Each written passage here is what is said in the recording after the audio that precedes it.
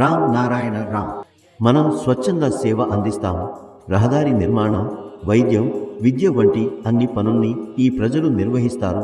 ప్రతి మొహల్లు నెయిబర్స్ 10 మంది స్వచ్ఛందంగా సహకరించగలిగితే 10,000 మొహళ్ళు కలిపి 1,00,000 స్వచ్ఛంద సేవాదారులను ఇవ్వగలుగుతారు.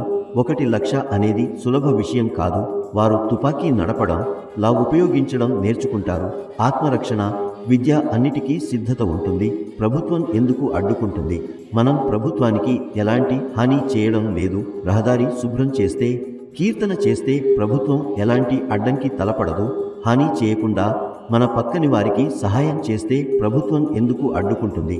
ఈ విధంగా పని చేయడం వల్ల అందరినీ ప్రేమ భావన కలుగుతుంది. అందరి సంబంధాలు తండ్రి, తల్లి, అక్క, అన్నయ్యలంతటితో వంటివి అవుతాయి.